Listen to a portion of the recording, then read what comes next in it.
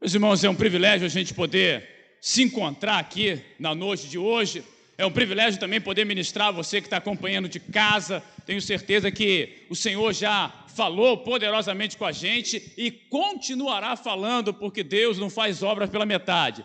Quando Ele age poderosamente e até o fim para trazer ao nosso coração aquilo que Ele quer ministrar sobre nós. Gente, nós temos visto hoje muitas pessoas se sentindo solitárias, porque elas tinham uma vida meio que envolvida em glamour, em poder, e elas se achavam bem-sucedidas. E, de repente, aconteceu lá a pandemia que ainda está acontecendo, e o cara se vê dentro de casa. E aí? O cara trabalhava comandando uma equipe de 1.000 pessoas, e agora está ele dentro de casa. Ele, a esposa e os filhos. E ele nem sabe quem está na casa dele. A gente vê pessoas que eram influentes em tudo que faziam e reuniam multidões nos shows, nas apresentações que faziam e que de repente se viram sozinhas. E aí? Gente, vocês não têm ideia, no meio dos famosos, quanta gente teve que procurar ajuda psiquiátrica nesses dias de ostracismo, nesses dias de solidão, entre aspas, nos quais elas tiveram que enfrentar a realidade da própria vida. E aí eu preciso pensar sobre, no fundo, o que é sucesso. O que é sucesso? Sucesso é ser aplaudido pelos outros? Sucesso é vender CD, sei lá. Sucesso é você ser reconhecido quando passa na rua. O que é sucesso, gente? Muitas vezes nós não conseguimos dar conta disso e a gente começa a se sentir menor. Poxa, pastor, minha vida não deu certo, ninguém me conhece, ninguém sabe quem eu sou. Meus irmãos, o maior sucesso que você pode ter é ter uma família abençoada. O maior sucesso que você pode desfrutar é ser reconhecido dentro da tua casa como alguém de caráter, de integridade, alguém abençoado, alguém pleno, alguém realmente que inspira filhos, cônjuge. Sucesso, meus irmãos, é quando a gente vive o propósito de Deus para a vida da gente. E não há sucesso que justifique o fracasso de uma família. Eu tenho visto muita gente que prosperou, que enriqueceu, que se deu bem e perdeu a família. Isso não é sucesso, é fracasso. Eu olho para a palavra de Deus e eu vejo que muitas vezes a gente acha que está progredindo, acha que está avançando, acha que está fazendo sucesso e no fundo, nós estamos fracassando. Eu quero partilhar contigo hoje 4 verdades sobre sucesso. E eu convido você a abrir a sua Bíblia em Gênesis 28. Primeiro livro da Bíblia. Está todo mundo afiado em Gênesis, né? A turma está vendo a novela, é aquele monte de licença poética. Vou ver, pastor, como é que é isso aqui? Ah, meu irmão, pergunta o bispo. Ué, não é ele que está ganhando dinheiro lá com o troço lá? Gênesis 28, a partir do verso 9.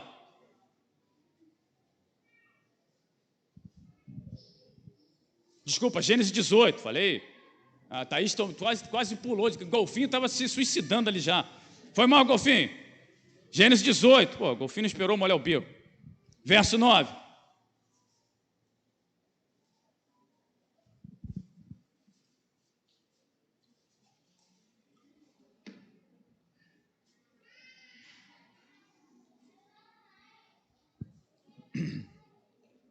Diz assim o texto, Gênesis capítulo 18, verso 9.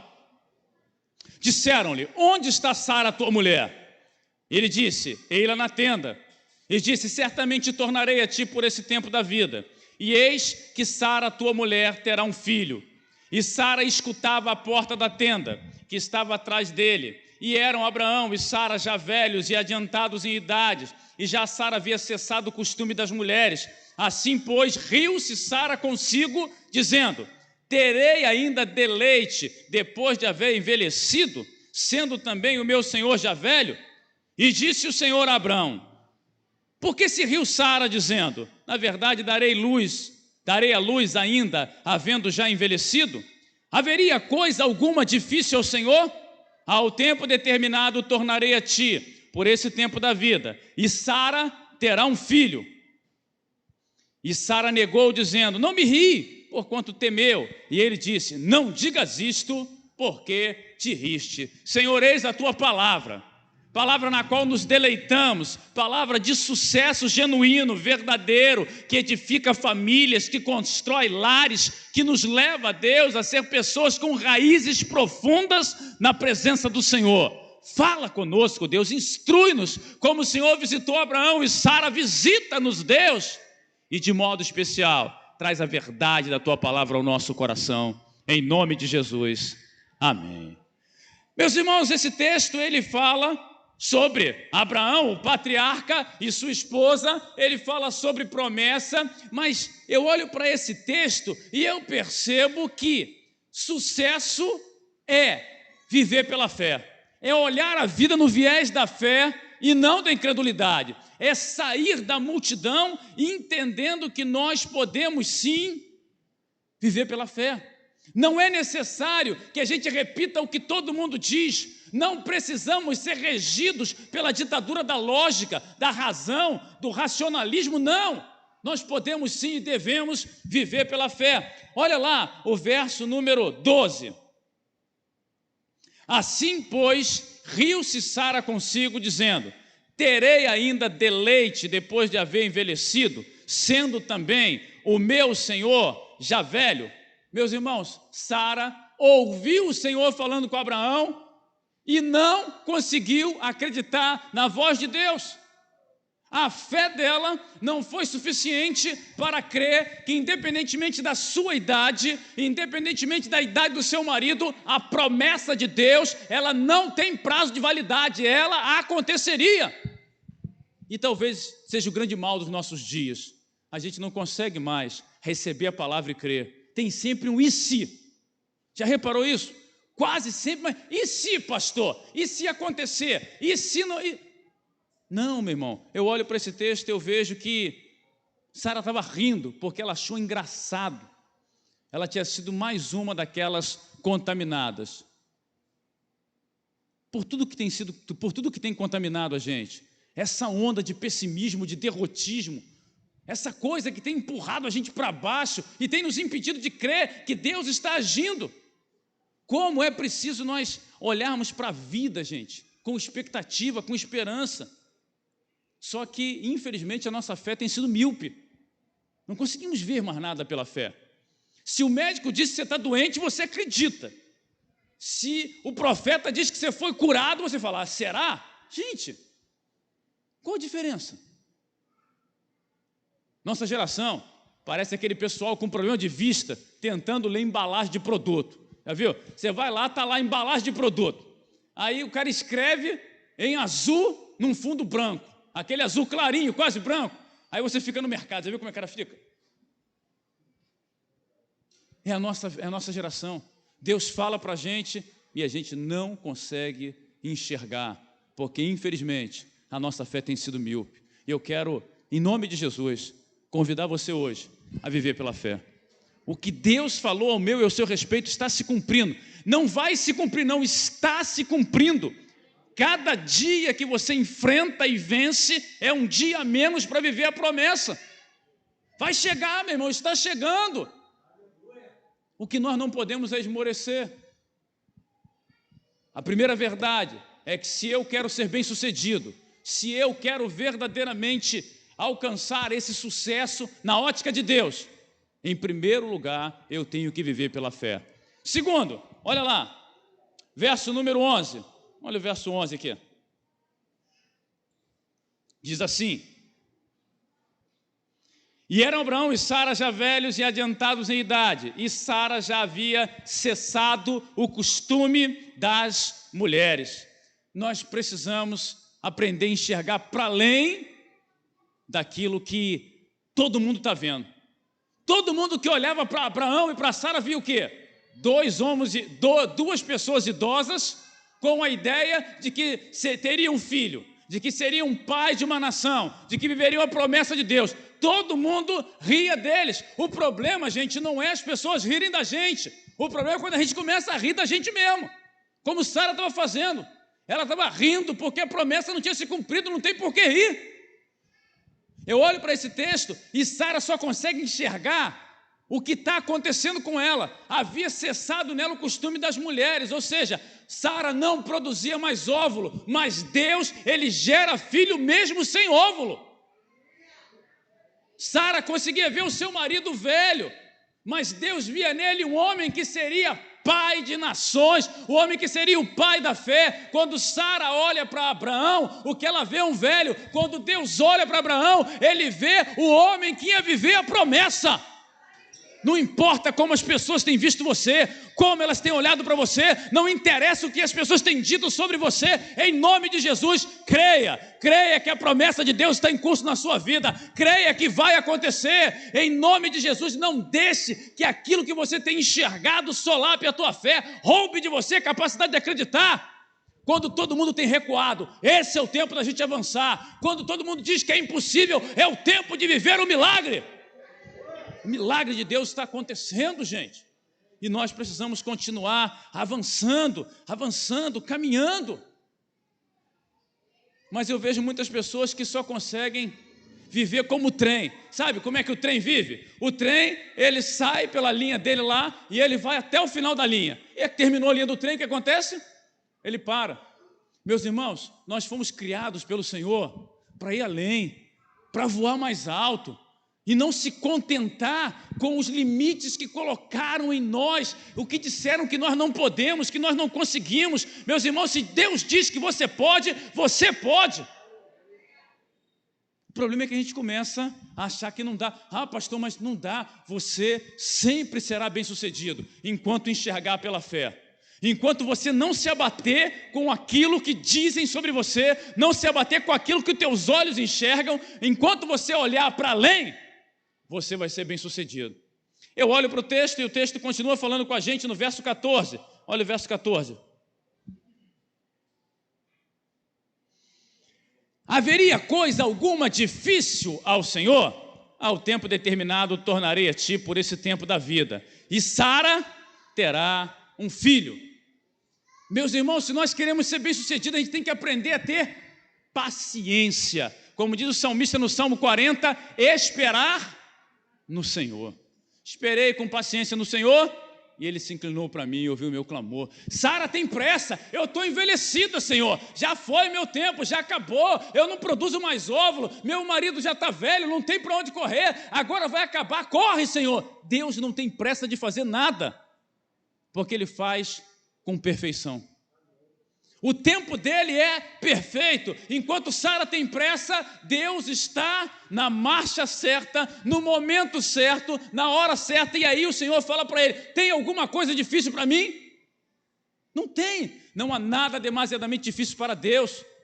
Só que a gente começa a criar, sabe, aquele castelo de cartas que nós vamos colocando as nossas cartas, empilhando uma sobre a outra, na fragilidade da nossa racionalidade, na nossa incapacidade de olhar para a vida pela fé, e a gente vai empilhando uma coisa sobre outra com pressa, porque a gente quer se sentir bem-sucedido, quer se sentir aceito pela sociedade, quer achar, quer aparentar que está fazendo algo importante. A coisa mais importante que nós podemos fazer é esperar pela fé no Senhor. É não avançar, não dar nenhum passo sequer, se o Senhor não for adiante de nós. Quando o Senhor fala para Moisés: eu vou fazer um povo de você, larga essa turma para trás. E ele fala: se o Senhor não for conosco, não me faça sair daqui. Gente, não vá a lugar nenhum se Deus não for com você. Não faça nada se Deus não estiver no propósito ali. Gente, é essa pressa que tem matado a gente. Eu me lembro dessa história, essa história é sensacional. Eu pastoreava em Jacarepaguá, a igreja não me aguentou mais, mandou embora, e aí eu tive que começar a trabalhar com mudança. A mudança não deu certo, eu comecei a trabalhar com material de construção, entregando. Eu carregava o caminhão e eu entregava. E naquele processo, aquela correria, aí gasolina lá no final, parei o caminhão lá no posto de gasolina e ninguém vinha atender. Falei, rapaz, quer saber de uma coisa? Vou embora. Liguei o caminhão, quando eu saí do posto, acabou a gasolina. Como é que volta o cara empurrando o caminhão para o posto? É quando a gente age sem Deus. Se você tem pressa, tua gasolina vai acabar e tu vai voltar empurrando o caminhãozinho da tua vida para o Senhor. Não adianta. E aí o cara do posto falou, e o que houve? Fui ali só dar uma... Não é? O que houve? O que houve é que eu sou um bisonho, que não tive paciência. É o que tem matado a gente. É por isso que a gente não tem sido tão bem sucedido quanto poderia ser, gente. Deus está agindo na minha vida e na sua vida. Não tenha pressa. O texto se encerra dizendo assim, ó. Sara negou dizendo, verso 15, não me ri, porquanto temeu. E ele disse, não diga isso, porque te riste. Meu irmão, o fato da gente vacilar na fé, da gente permitir que o pessimismo geral nos contamine, o fato da gente, muitas vezes, ter um padrão muito mais baseado no que a sociedade diz do que no que a palavra diz, não impede Deus de continuar nos amando e continuar investindo na gente. Deus não foi visitar Sara para puni-la, foi visitá-la para cumprir a promessa. E essa noite Deus não veio aqui para punir a gente, Ele veio aqui para salvar a gente. Ele não veio aqui para imputar pecado sobre nós, mas para perdoar pecado. Ele está nesse lugar para cumprir promessa, para fazer com que a gente saia desse lugar, para viver uma vida bem-sucedida na plenitude da palavra. Uma vida que a gente encara pela fé, uma vida na qual a gente não permite que a visão do outro sobre nós nos impeça de caminhar, de continuar, uma vida na qual a gente não tem pressa, porque a gente sabe que o tempo de Deus é perfeito, uma vida que faz com que nós enfrentemos tudo sem temer a vida, porque Deus está ao nosso lado. Se você errar, Ele estende a tua mão. Isaías 49, verso 15, fala sobre isso. Acaso poderia uma mãe esquecer-se do filho do seu ventre, que ainda mama? Todavia, ainda que esta mãe se esquecesse do seu filho, eu jamais me esquecerei de ti. Eu tenho o teu nome gravado nas palmas das minhas mãos. O Senhor não te esqueceu, Ele não te abandonou. A pauta de Deus envolve você, e você é parte de um plano maior. Abraão não tinha a ideia plena do que aconteceria, mas o plano de Deus de trazer Jesus a esta terra passava por Abraão. Você não tem ideia do tamanho do plano de Deus para a tua vida, para a tua família, para essa geração através de você. Agora, como é que começa isso tudo? Quando eu abro meu coração para Jesus. Sabe? Abraão um dia foi visitado pelo Senhor, e o Senhor fala para ele, sai da tua terra, do meio da tua parentela, e vai para a terra que eu te mostrarei. O texto fala que Abraão creu, e isso lhe foi imputado como justiça. Essa noite, o mesmo Deus que visitou Abraão, visita a mim e a você. Ele diz, esse é um tempo de mudança. Esse é um tempo de assumir novos desafios. Se a gente quer ser bem-sucedido aos olhos de Deus, a gente tem que abrir mão de coisas. Não dá para ser bem-sucedido aos olhos de Deus, querendo trazer tudo que nós achamos importante para a gente. Porque quando a nossa vida se abre para o Senhor, as prioridades mudam. Ela ganha outros contornos. A gente muitas vezes não consegue lidar com tudo que tem acontecido. Pastor, mas eu não consigo. Sabe por que você não consegue? Porque você acredita no que os outros disseram. Eu gosto da história do besouro, já contei algumas vezes para vocês. O besouro é um animal que não tem como voar. Qualquer especialista em aerodinâmica diz para você que um besouro não pode voar. Ele é grande demais para o tamanho das asas, ele é pesado demais para o tamanho das asas, ele é fora de esquadro para voar, ele não é anatomicamente condicionado para voar. No entanto, quando você abre a janela, se você bobear, entra um besouro voando. E por que o besouro voa? Porque Deus diz que ele pode, e ele creu nisso. Você pode voar. Deus disse para você que você pode. Em nome de Jesus. Por mais que o mundo queira cortar as tuas asas, por mais que a sociedade queira dizer que você não tem valor, que você não pode, que não vai acontecer, essa noite o Senhor me traz a esse lugar para dizer que você pode, desde que o seu coração se abra. Você que nunca entregou